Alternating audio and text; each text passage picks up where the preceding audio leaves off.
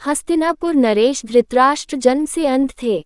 इस कारण वह ज्येष्ठ पुत्र होते हुए भी राजा बनने योग्य नहीं थे। परंतु राजा पांडु एक गंभीर बीमारी का शिकार हो जाने की वजह से वन प्रस्थान कर गए थे और एक राज्य का सिंहासन रिक्त नहीं रखा जा सकता था, इसलिए धृतराष्ट्र को पांडु का प्रतिनिधि राजा बनाया गया था। एक बार राजसुख का स्वाद चख लेने वाले धृतराष्ट्र चाहते थे कि उनके बाद हस्तिनापुर का राजा उनका पुत्र दुर्योधन बने।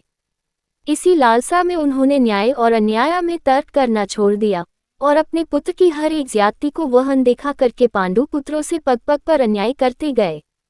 दुर्योधन ने भी पांडवों के लिए अपने हृदय में घृणा ही पाल रखी थी। भीम को जहर देकर नदी में डुबोना, लाक्षागृह में आग लगाकर पांडु पुत्रों और कुंती को जिंदा जला देने का षड्यंत्र, द्रौपदी चीरहरण, द्यूत क्रीड़ा में कपट करके पांडवों को वनवास भेजना और ना जाने ऐसे कई षड्यंत्र से उसने पांडवों का अनिष्ट करने की चेष्टा की थी।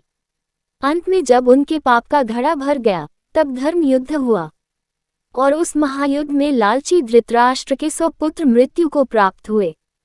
अपनी लालसा की वेदी पर अपने समस्त पुत्रों की बलि चढ़ा देने वाले धृतराष्ट्र ने युद्ध समाप्ति के बाद भी भीमसेन को अपनी भुजाओं में जकड़कर मार डालने का प्रयास किया था, लेकिन अंत में शर्मिंदा हो और हार स्वीकार कर धृतराष्ट्र पत्नी सहित वन चले जाते हैं। सार लालच बुरी बला है। इसे करने वाले का अंत भी धृतराष्ट्र जैसा ही होता है, परास्त और अपमानित।